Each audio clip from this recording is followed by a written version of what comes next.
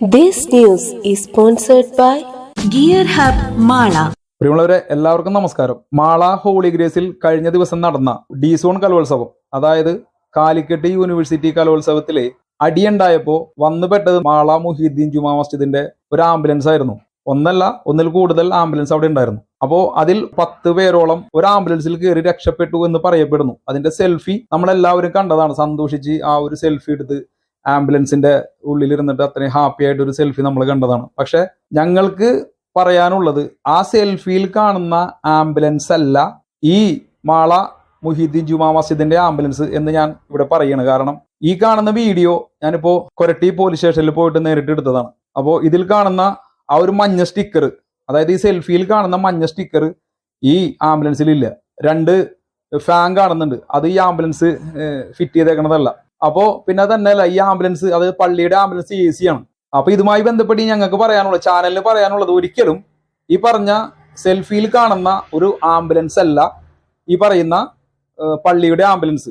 അതുമായി ബന്ധപ്പെട്ട് ഒരുപാട് സോഷ്യൽ മീഡിയയിലും അതുപോലെ തന്നെ റിപ്പോർട്ടർ ചാനലിലൊക്കെ ഒരുപാട് ചർച്ചകൾ നടക്കുന്നുണ്ട്.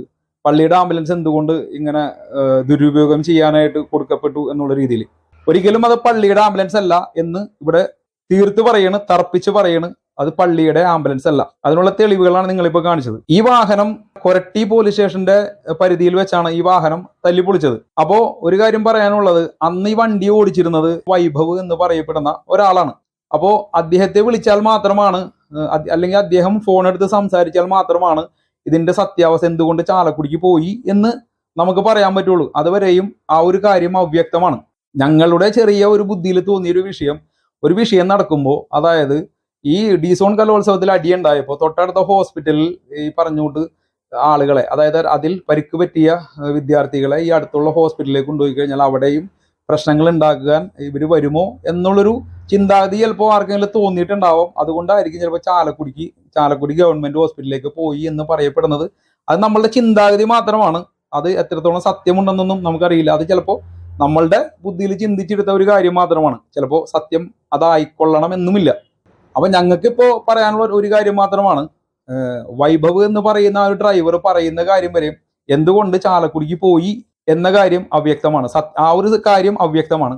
രണ്ടാമത്തെ വിഷയം എന്ന് വെച്ച് കഴിഞ്ഞാല്, സെൽഫിയിൽ കാണുന്ന ആംബുലൻസ് അല്ല ഈ പള്ളിയുടെ ആംബുലൻസ് എന്നുകൂടെ ഒരിക്കൽ കൂടെ പറഞ്ഞുകൊണ്ട് ഈ ഒരു വീഡിയോ അവസാനിപ്പിക്കുകയാണ്. Thank you.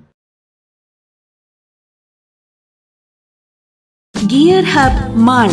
കുട്ടികൾക്കും മുതിർന്നവർക്കും ഇനി സൈക്കിൾ വാങ്ങുവാൻ മാളയിലെ ഗിയർ ഹബ് സന്ദർശിക്കൂ.